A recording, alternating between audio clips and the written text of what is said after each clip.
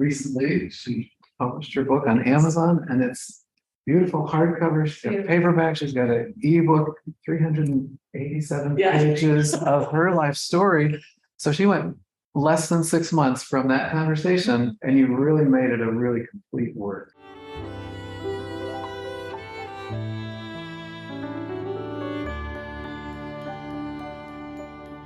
Hello, my name is Eric Elder. I'm with Pam Haug and we are just glad to be here. Yeah. Where we are. So we are here at the Streator Public Library, a place that has been giving knowledge to everyone within the community and also has been a small home for local authors such as yourselves to come in and share more of what it is that they do. And I think that what we are doing here is definitely something that we should be doing. We should be doing it a lot more often, just kind of giving people more of a space to use that they can sit down and gather more of the audience that they're trying to find. I think that's important. I like that name. I love the library, and it's a Carnegie library, which means it was endowed by the Carnegie. Like being a part of the Carnegie libraries, it's an honor and a privilege because we do happen to have a little spotlight for ourselves. And speaking of spotlight, if we didn't know about this, there is a special feature that a lot of Carnegie libraries have, where there's a light that'll be left on, and we have that light that is sitting right outside of our library. So whenever you happen to walk by and you see that little light outside of our front door, that is definitely a Carnegie sign. Okay, I did not know that. Yeah, it's cool. It's cool, beautiful. That's very good. Thanks for telling us. It's very fresh, and now we're Facebook Live. So new change in the world. Yeah, I was just telling Pam about how like it's really important to kind of get out there on the internet and show more of like yourself and just kind of be open to just bringing in more people and talking to them and sharing more of what you do. Yeah. You are very encouraging.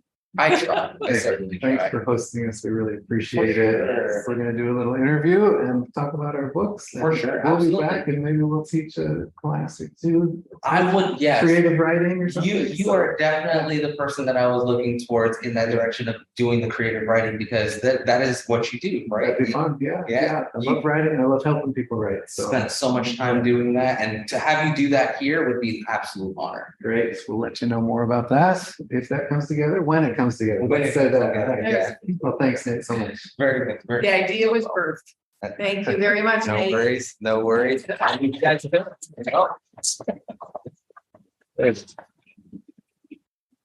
Well, Wow. Good going. I am here with Pam Haug, and I met Pam a few years ago and in church setting. We did, and yes. She was doing some counseling. We were doing a musical, and so we were doing rehearsals at the same building where you had a counseling practice at that time. That's right. So I got to meet her and her husband Dennis, and they're here in the clapping auditorium here, so I appreciate that. But I helped Pam in a very simple way, because we had dinner one night. We were at a church setting, and you said, I have this book. Yes. I have this book that I want to write. Right here. And this was not long ago. This was last fall. That's right. And you said, how do I take all these thoughts in my head and turn it into a book? I said, I'm teaching a class starting in a few weeks. Would you want to join? And I'll show you how to write it, how to self-publish it, how to get your story out. And what happened then? Well, I went home and talked to my husband and said, I want to get the book out. Eric is giving this workshop.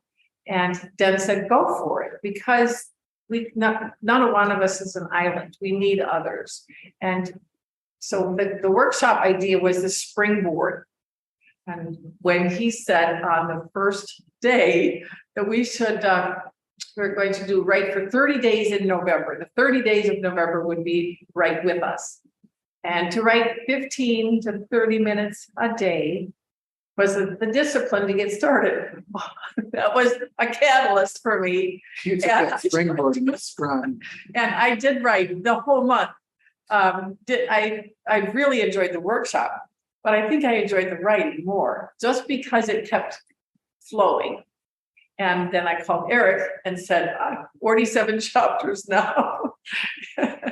And it was good. It was good to get it out, which is one thing that was stressed in the workshop, was to just get it on paper.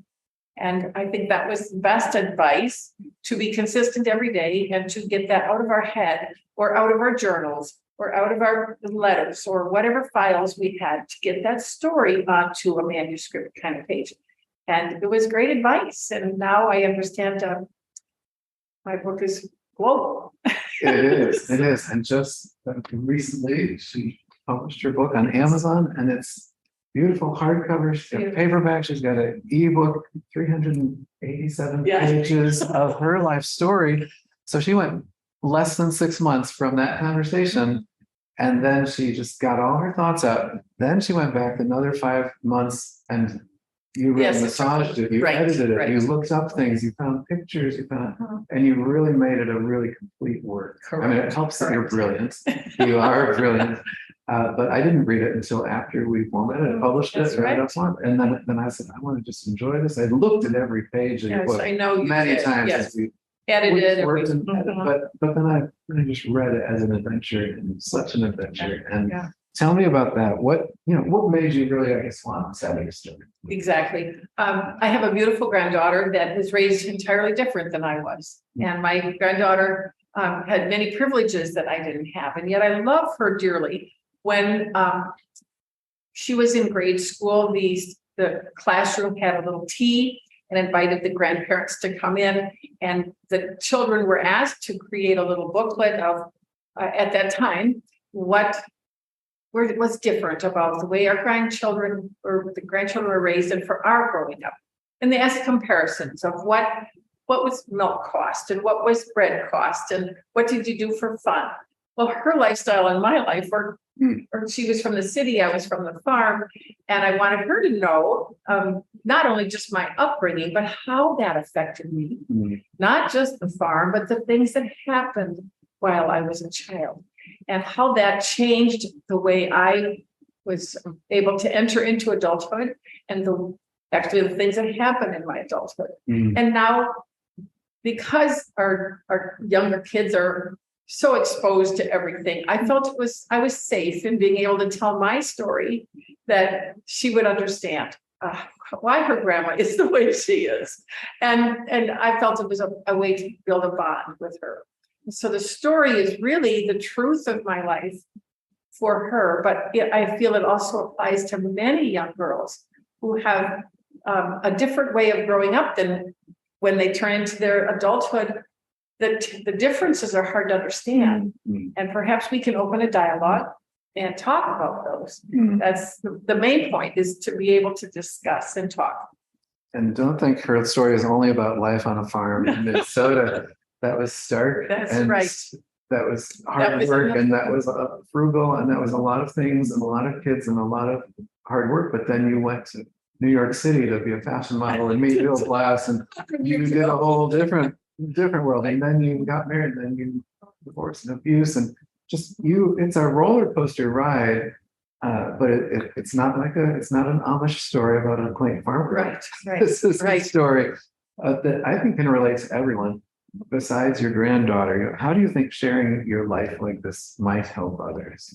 It's one way of beginning to talk about what were our personal experiences, and then what do we do with that? And as a counselor, I have worked with a number of children who don't have a language for what's happened in their home.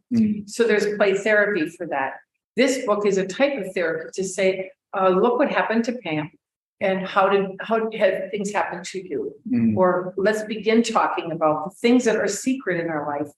How do we handle that? How do we become better people because of it? One chapter is called Get Help. And I feel many people in this, they need to get help. It doesn't always have to be professional, but that would be great if they did. But speaking to someone about what's going on that is hard to handle. Just bringing it to light is half the battle. That's right. Once you can bring it to light, the darkness flees. That's right. And I think if you can find a trusted friend, a counselor, a pastor, just someone to share these personal things. So, and you've shared things in the book that your kids probably don't know. And other people don't know. I certainly didn't know. And yet you were tasteful. You were tasteful with it, but you brought a lot of things to light. Did you feel some kind of what were your emotions like, I guess, writing it and now? It that is you've hard to written it? relive it. It's very hard to relive it. I did get emotional about that because now is the time to go into detail. And at the time, I blocked a lot. Over the years, I blocked a lot. But to bring it back to light was painful. But if I don't tell, then other people won't feel permission to tell. And where are the boundaries? Where do we accept behavior that is done to us that is wrongful? And I want to be able to help others to feel safe to come out of that and say, what that person did to me hurt, or what do I do? Many times people don't want to share because they're afraid their world will fall apart. That was a hard thing for me at the time, because I felt the only known way to survive was to keep going and to keep hoping things would change. The one thing that needed to change was me. And I needed to be the one to step out and be brave and say that even though I don't know what I'm doing, I just like writing the book, somebody will be there to help me. And it turned out great. You were suffering in a lot of silence. Yeah, at that time, until you finally reached out, and what a difference that was. But you feel trapped in all of that, and you don't know what to do, and you don't want to get other people in trouble. You don't want. But so many, when I went back to school and did my studies and did pass the courses, I did learn that is one of the hindrances, is we block help because we're afraid of when people find out or when others know the truth about us. And I feel that we each need to kind of break out of that glass jar we put ourselves in and be strong and face the world. The only strength that I could come up with was God's help. And the name Azaria means I am the one whom God has helped. And so it was a spiritual journey as much as a personal and physical journey to move on from where I had gotten myself caught. And this is not necessarily part of this conversation, but if you don't have someone to talk to, Pam will talk to you. I will talk to I you. will talk to you. And her website is here on the book too, but it's I am Azaria. Sorry. I am Azaria.com. .com. I am Azaria, Azaria, and you can reach out to her. You could read her book, see what she's been through, and then you could go, oh my gosh, this is someone I can talk to. If she's been through this. And because of conversing with many people, I don't have to always experience everything to have a care and concern. And that's the love that God gives me, I pray flows out to them. So I'm an instrument of his peace rather than the knowledge of his peace. So that's my gift to bring to God. I love that. What was the hardest part for you to put this down in writing? And just either technically or emotionally, or what was the hardest thing what was the barrier, I guess, that kept you from doing this all these years? The obvious one was I was concerned that I would harm someone else. That by telling my story, I would bring a wrong light to someone else. So the way I wrote it to my granddaughter, I used only first names, and everyone in the story gets put in a beautiful light. Everyone, except the one who hurt me the most. Hurt me the most. Yeah. And I felt if that was brought to light, perhaps someone could apologize and healing could even happen then. So it isn't so much a fear as a wondering what God will do now. And now that it's published, now that it's published, I wonder. But you took care to treat people sensitively. Yes, I only use first names. And it's your story. And it's not, we all have different takes. And if someone else had the chance to tell the story, they could tell their story, but let them tell their story. Well, that's my hope. Well, it'd be great to hear your side of it. Yes. This is what I felt. This is what it's all about me. In your case, it's I don't mean to say it's all about you, but it's what you experienced. Yeah, it's how you felt, how you perceived it, how you received it, and it wasn't about the other people. Not at all. It was just about what. So I think that's good advice for any of us sharing our story. That okay, what can we talk about us? And we're not even trying to fix the other people, but we need to share our story. Right, and each of us are on an individual journey.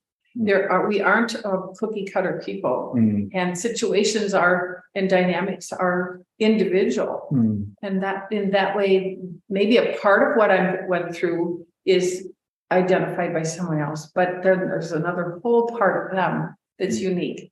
And that part is what we want to either bring help, bring God's help, or enlighten them to move on. That doesn't have to be a big breakdown. We don't need to have a big crash. We can have help from here, a helping hand.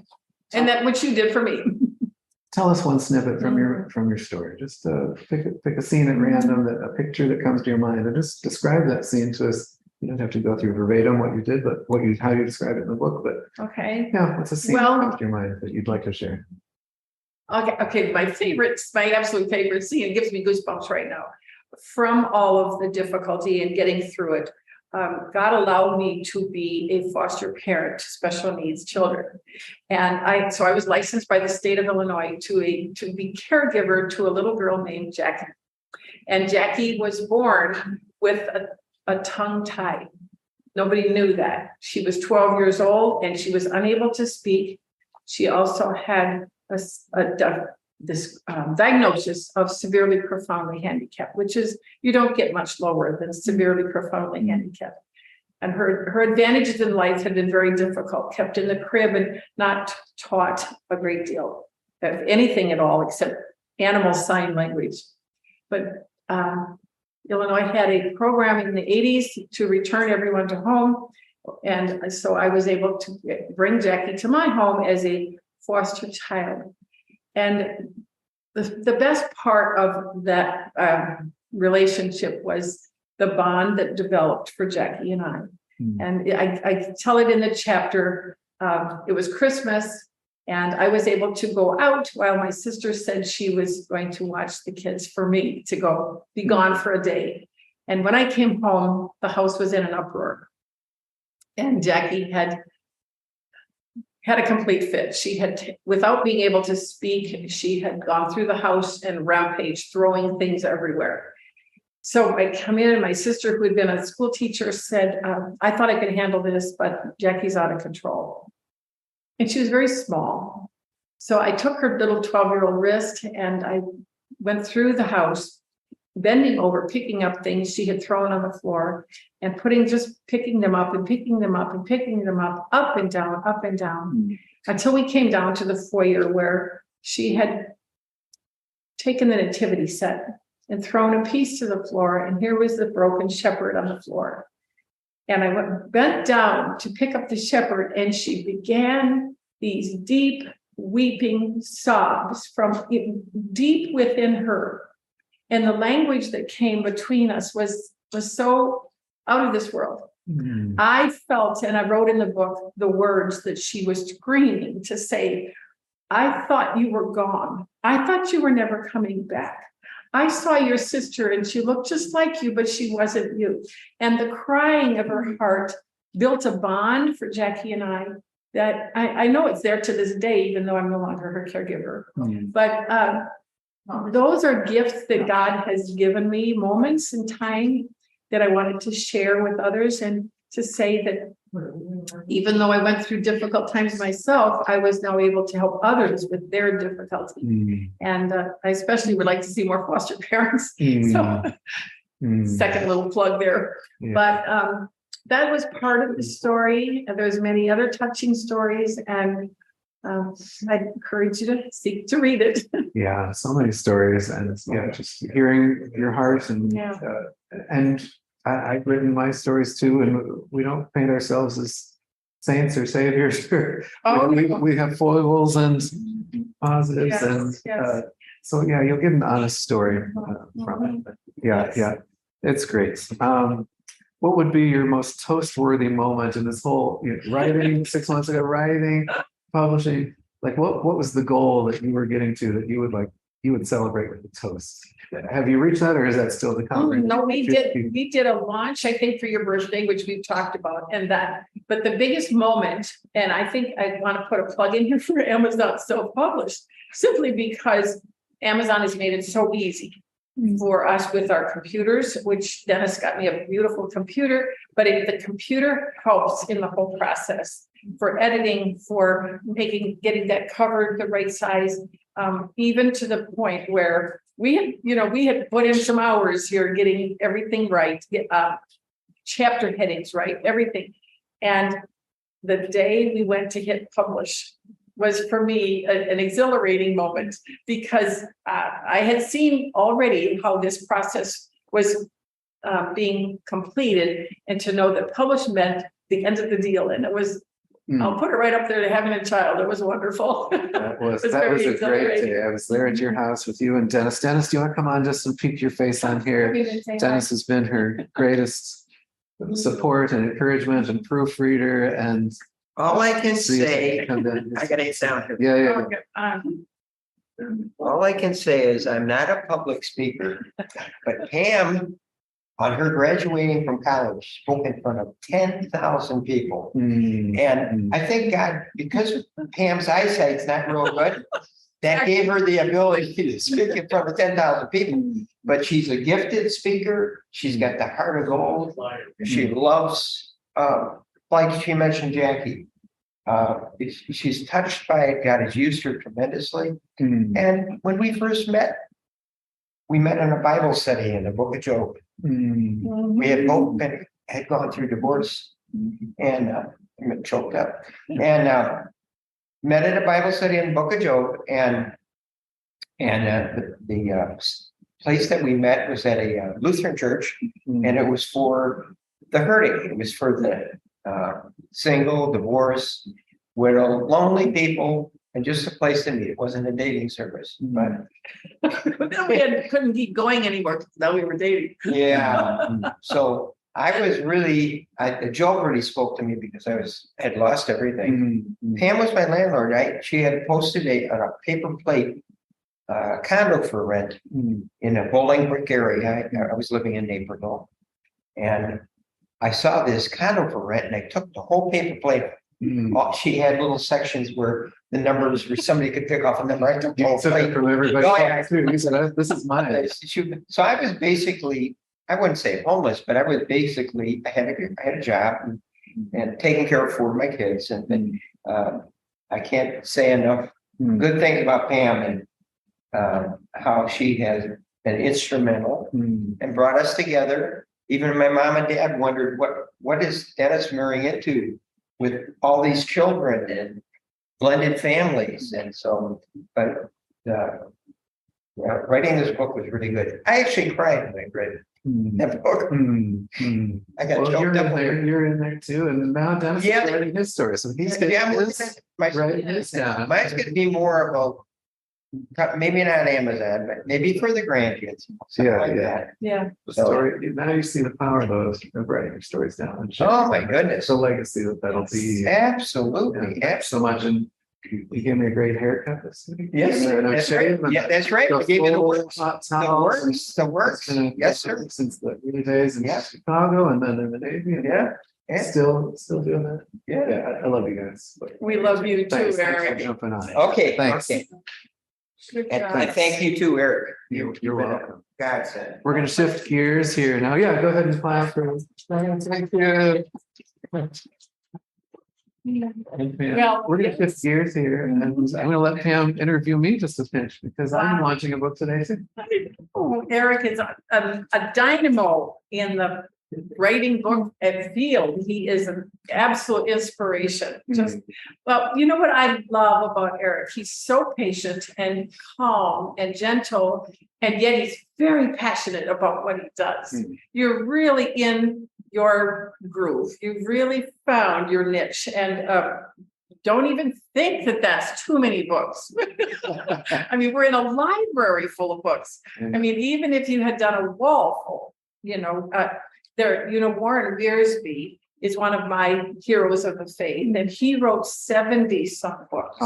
Yes, so you have a I ways. told her I was embarrassed that I'd written 35 books. Now this is 36, one called Write With Me. Right. The ultimate guide to write and self-publish your book on your heart. And so I'm just. Yes, that is the finishing up. catalyst. This Write With Me program is the catalyst that created the workshop, or the workshop created the manual, but it helped me to see the details of what I needed to do next. And I heard from many others in the workshop that they had files and letters and notes and drawers full, and you really encouraged us to empty them out and get it out on paper. You told us just get it out, just write it.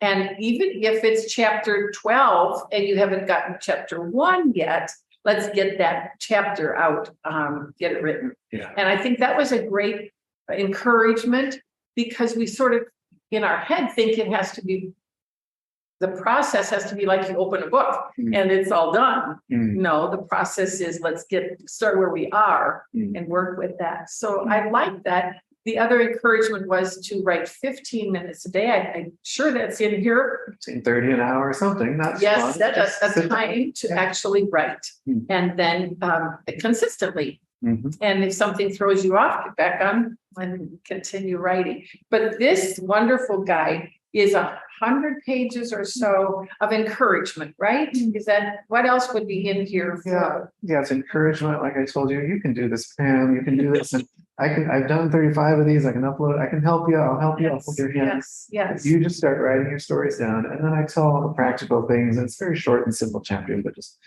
how to write 30 days and how to come up with 30. What's your topic going to be? And what are you going to write 15 minutes or 30 minutes about today? And how to string it together and how to alternate chapters from positive to negative to build some of that. So it's just sort of some practical Those things were that good, I've learned simple over the cues. years. And then how to upload it, how to actually, it walks you through how to upload it to Amazon, how to create your cover, how to find people to format the interior, whatever you need. It sort of just helps you get it all done. And then you can do this, and she did it, and I'm so impressed. Well, I think what your mind quickly jumps to the technical, and for me, I wasn't ready to tackle the technical. I don't want anyone to think that we have to do the technical in the first 90 days, because what's most important is that personal story, or that the author's impression of writing. And so that, again, make the paragraph into a chapter. And a great hint was to bring your reader along in the story and then change the tune and make a good thing turn. And so it's a page turner. You don't always answer everything. There's no conclusion sometimes, and you bring it to the next page. And that was a great hint for me. I don't know if you feel you can accomplish that every time, but what hint would you say to carry that story from it happened, now where do I go? Yeah, well, what I love about Pam's, and this is more of the details of just writing a novel, but she just did exactly what I said. It was very simple. It was called No Scene That Doesn't Turn. Correct. Meaning, so if you have a picture in your head of, I got married and whatever, start the chapter, I got married, things were great. And end the chapter, something bad. Something bad happened that changed. And you don't have to make these things up. I didn't know. It's all part of the story. And then the next chapter, you start with, okay, things are bad. By the end of the chapter or the end of the scene, you turn it back to, okay, then this happened and whatever, something happened. And so when I read Pam's book, she had done that, and it was a page turner. I read all 387 pages, and I'm not a fast reader, but I just went a couple days and I just read and read and read, and there was not a point where it lagged. And I also encourage people to have those arcs build. Yes. So it's a little positive, a little negative, little positive, a little more, until the big conclusions. And she did all of that all the way to the end, right up to today. And it was like, oh my gosh, she did what I asked, and it kept my attention. So really, you wrote this book the way I want to read it, but I think the way other people want to read it too. So you are a brilliant student, and no wonder you were valedictorian, 10,000 in your. Those were some of the facts that came out as I was writing. I told my husband that I didn't even realize that the cream had risen to the top in my life several times, and I didn't know I didn't even recognize that pattern in my life. That you give me a challenge, and I will try very hard to be what I need to be. And again, I need to emphasize, it was a spirit-led. The Holy Spirit was leading me, and I think that was the wind that propelled. It's propelling you. I can tell that the wind of God is carrying you and bringing you to especially build on what other people can do. And that's kind of the direction I want to take this interview, is what do you think with your books And now by publishing right with me, you're talking about bringing more people on board to work with you, or not in a business sense, but to make their story come out. Yeah. So what's your dream there? Yeah, well, I've written books for several years, and I've written and published them, and so I'm up to 35. This is 36, and Wow. I'm like, Wow. okay, I can't just keep doing all this. But if I get 100 other people and they start telling their stories and writing their books, and they start telling people, so that was really my impetus. Maybe I'm at a season of life where I'm feeling like, okay, now it's time to pass on this information. And I've helped a lot of people over the years to do this, but I just made it a goal last year. So I want to help 100 Christians tell their story, whether it's their own story or a fictional story or poetry, or just from a Christian worldview. I'd love to flood the marketplace with stories that are redemptive, have a point, can change lives. And it doesn't have to be a scripture in a verse. It doesn't have to be that way, but it can be. But I just want people to have more of a Christian worldview. And so I think by helping other people do that, and some people, they'll just take my free videos and they'll just do it. And I had a guy in Germany, and I knew him from here. He's a missionary, and he asked me some questions. I said, "Oh, I've got a video you can watch and see how to upload it to Amazon and write your own book." And he did it. And 6 months later, I'm talking to his father, and his dad's like, "Oh, thanks so much for helping Caleb." And he's got the book out now, and it's on Amazon. I said, "Oh, I didn't even know he started." Here he started it, finished it, uploaded it. I wasn't even involved, other than he just watched the videos and did it. Yes. Then I've got you, who I've worked with for a period of time, and but it wasn't long. It's been only 6 months. And then we have someone here, Cammie, who we're going to have her. I don't know if you want to jump on at the end, Cammie, but I would love to have you come on. But we're going to do a book launch for her at the Lexington Public Library at the end of the month. And I've spent about 50 hours with Cammie because this is a 20-year novel she's been crafting and working on, and bringing it to life or more. And it's coming to life, and she wants it just right. It's her one book of her lifetime. She's going to do more, I know, but it's this one book that she's been passionate about. And so we're getting everything just right, from the cover design to the artist to the every sentence is laid out properly. And so I'm just working with her, showing her how to do it. And now she can do her next one by herself. So you're, whatever way it takes, I want to help people get their books out. So it's and you've actually described the definition of being a Christ disciple.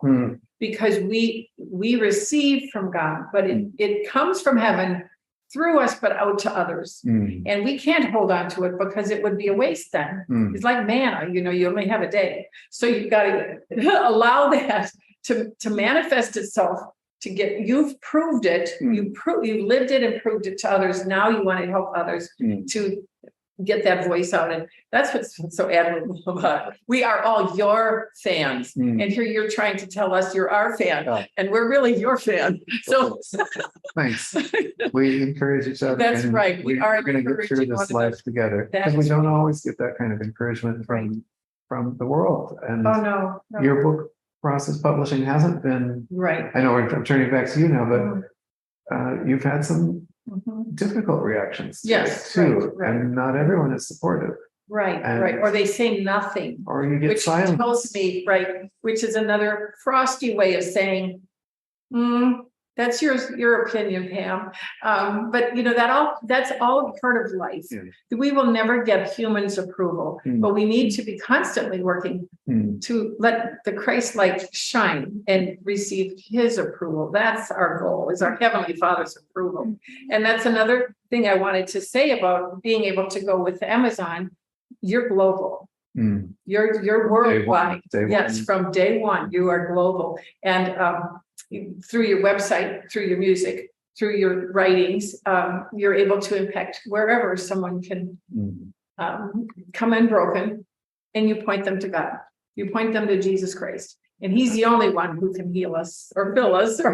That's my whole point. Is really tell stories. So I think God glory. Your signature story, I feel, is your musical. And I thought that was the one that we came to know you in, but it's also the dimension of you isn't just words. For some people, words are very descriptive, but there's a huge segment of population that music ministers to them.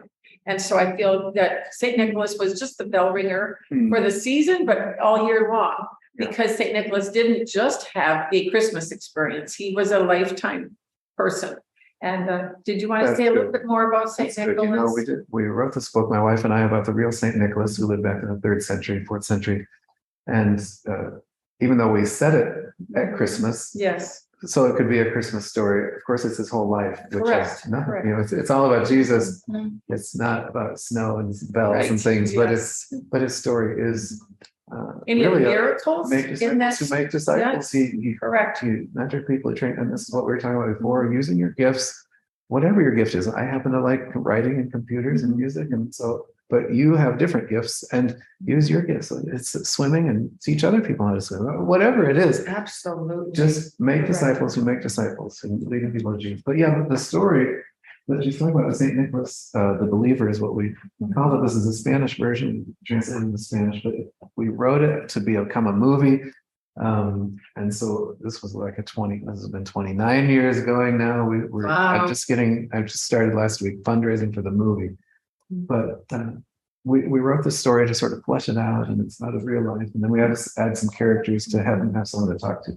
And this is all in Spanish. So this one's in Spanish, but yeah, I've got it. The English version, we translated my high school English teacher. Yes. Spanish teacher turned it into Spanish for me. Wow. But then I turned it into a And this is musical. what I feel is so impressive. And we changed this into a script, and so it's all dialogue. And so this book has all the dialogue, and you could put this on in your community. We put it on here in Streator. It's 2021. Very impressive. 100 people involved. We did a show. In the back is all the music. There's 25 songs, and it's Mhm. notated and scored, and then the tracks you can use with it too. But came out to a beautiful musical. Then a ballet company in South Carolina found it online. They were searching. They wanted to do a news story. They would do a Nutcracker and other things year after year. And they said, I want a news story for Christmas. One of the directors typed in Amazon news story for Christmas, and it pulled up my book. Ordered it, loved it, emailed and said, hey, I've got this ballet studio of 250 students, and we'd love to do a full length Wow. production of it. And so they did it for 4 years running. They've been doing that show since 2018, and it's gorgeous ballet. And now I ran across some puppet carvers in Italy when we were scouting locations for the movie, and we're going to do it. I'll show you this theater. We're going to do it this Christmas as a puppet opera in this gorgeous 1930s opera house. If you follow him online, you'll see that. And they're hand carving each of the puppets, and they're coming up with their own music and their own storytelling style in Italian. We hope to stream it and subtitle it in English, but Wow. it's fun. And then I just Wow. pulled the trigger I'm trying to raise money to film the movie, and I'm going to take all my talented friends that I have, and we're just going to do it. We're going to get it done. Yes. That's my goal. I don't know how we're going to do it, but we're going to do it. That's what I Well, that's where God can told start to myself with the work. musical. I said, I don't know how I'm going to do it, but I'm going to do it. I'm going Right. to stage it this year somewhere. If I have to do it at my barn, at my Yes. farm, but I'm going to do it. But then Streator said yes, and then a beautiful $8 million Oh, renovated theater, it and I was was like, much better incredible. in the winter It- than my. It was very incredible. And in the barn, we couldn't have imagined the scene that really I thought was the highlight. You had the stage crew made a ship, Mm, and the ship was in heavy seas, and it was moving back and forth. And it was so profound that as an observer, I felt like I was right mm, there. mm. And I won't kill the story for you because they need to go see it. Mhm. But you did such a great job of creating the scene that was not just a stage anymore. We were actually in heavy seas, and you did a great job there. And I felt I needed to tell you that when it mattered. Thanks. I didn't know that. That's great. Yeah, Because we really did the show very impressionistically, meaning we didn't have a lot of you set. did it right. We projected waves on the back wall, just Yeah. images. Mhm. And then we had one mast on 4 wheels. Correct. And Yes. the people on the ship just stood in a line, and they pushed that around, Yes. and the flags waved on this. Yes. But it was all impressionistic to Yes, just exactly. give you the feel, but Mhm. apparently it was enough It wasn't. to make you feel like you were there. Mhm. And that's the beauty of It of was. staging and storytelling. And Right. Oh, it's fun to bring things to life. Isn't it? Oh, yeah, and you did a very, very good, you pulled it off. Thanks. So congratulations for that. Well, And thank that, you prayers for the movie. I don't know how to do a movie, but you're gonna do. I'm gonna do it. That's right, that's right. And maybe even in here, I could say that you have the privilege in America of having all the rights to your show. You have all the rights to your story, and when it's published to, if it's on a screen or on a stage, you are the author. And I just wanted to mention that because when I first started trying to write my book, before I even met you, I had run into an organization that's rather large. I won't say their name, but they were going to take my story, and they needed like $1,200 to $2,500 or more, and they were sending me a contract. They would publish my story if I signed the contract, and I would sign away my rights to my story, or a movie if they made it. And with the publisher that you have, you retain your rights and you retain Yeah, the it's not story. overture, so I get it all. Yes. Get it all, yeah. Yes, so that many people in our audience don't know how complicated it can be, but you need to go with the manual. And this makes it so easy. Yeah. And this, in some ways, it sounds like a sales pitch. It's not a sales pitch for dollars. It's a pitch and a plea to help you get your stories out too, and say you can do this. You really can do this. And I'm here to say it's genuine. And genuine is a hard thing to find in this day and age. But you and I are not about the dollars. Yeah. We're about the souls. Yeah. And that's where we want to make sure that, and this is a day and age where we can proclaim our story. It's not, we're not stifled.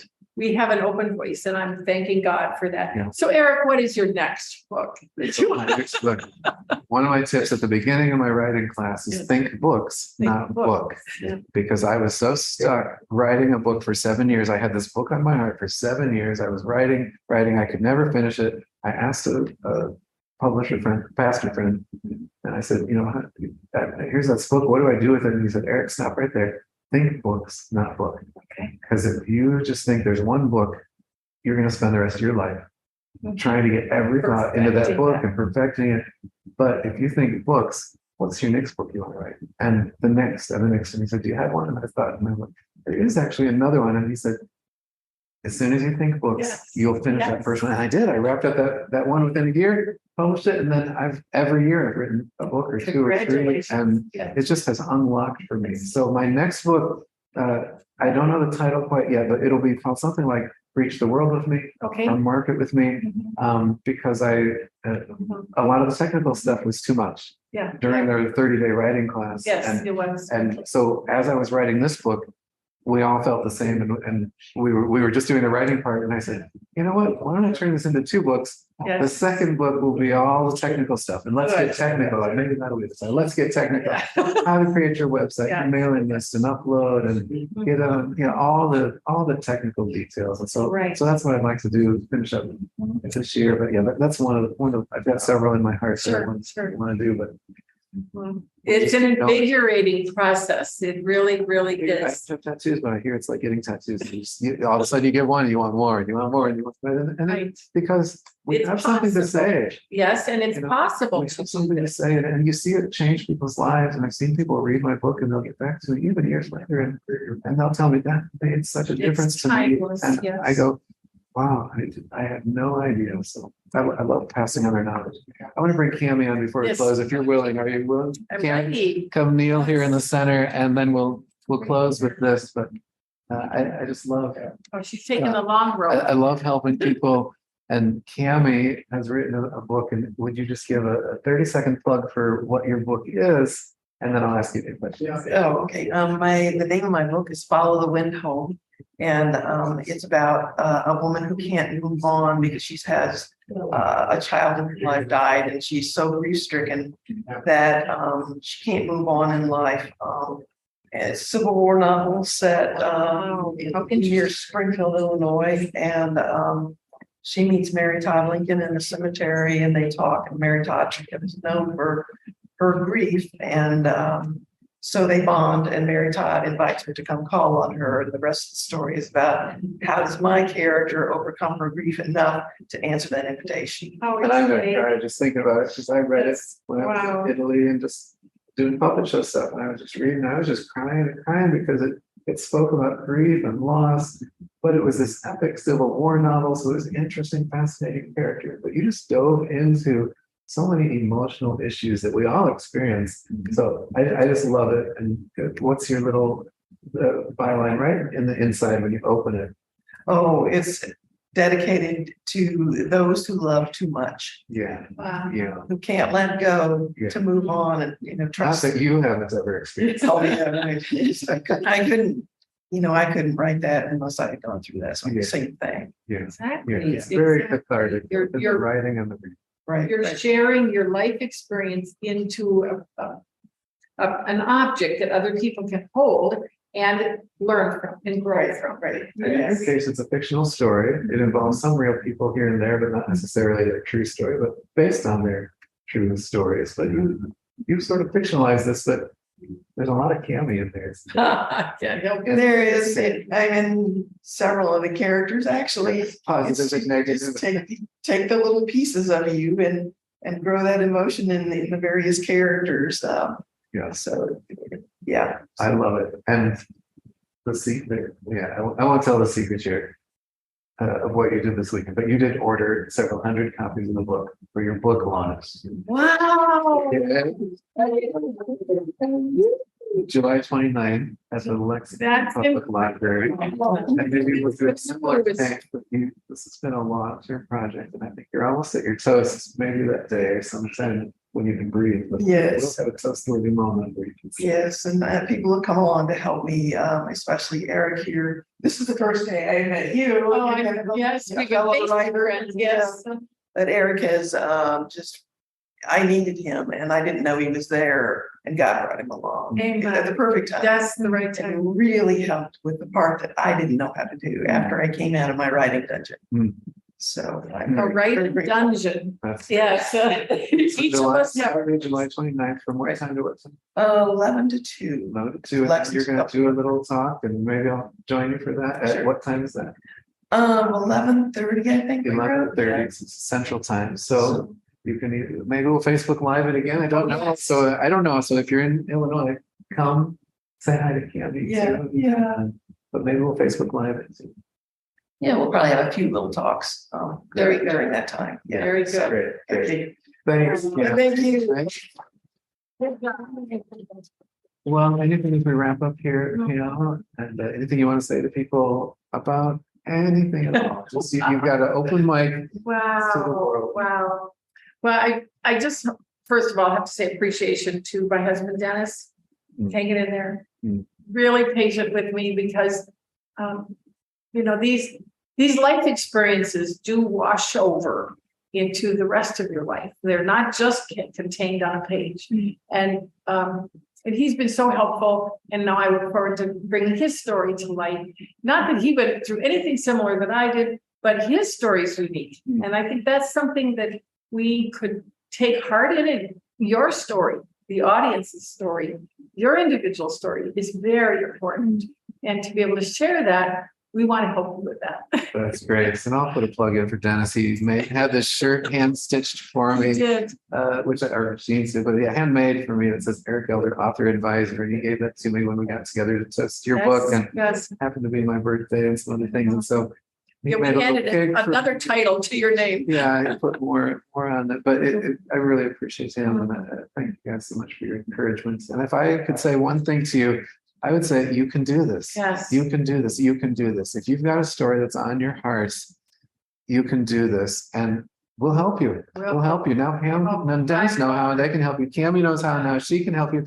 I can help you. Yeah. There are people that will help you. I want to encourage you. Tell your story. Telling stories to bring God's glory. I think you can do it. I think you just coined a phrase, telling your story to bring God glory. I think like Jesus might have said it. that. I go into all the world and preach the gospel to all creation. So I think that, Credit where yeah, it's. yeah. But I think it's the heart of the gospel. We've been changed Yes, to help change others. That's right. It's for us, but then we share with the overflow of yes. what we've experienced with others. Yeah, So if you've experienced something with God that it just can't be contained, we'll help you figure out a way to get there. So, and nobody else can do it for you. You mm, have to do your own story. Amen. Let's close with that. I'm going to say a prayer. All right. Lord, thank you for Pam. Thank you for Dennis. Thank you for this time with people that just love you and have a heart for you.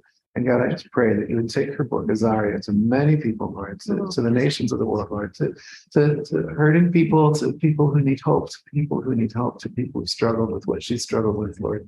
I pray that not one of this would be wasted, not one moment, not one ounce of effort she's put into it, Lord. I know that you can turn all things for good. I pray that you would do this. I also pray for my own book too, Lord, and that people would read it, they would watch the videos, they would do whatever it takes to get their story out there, Lord.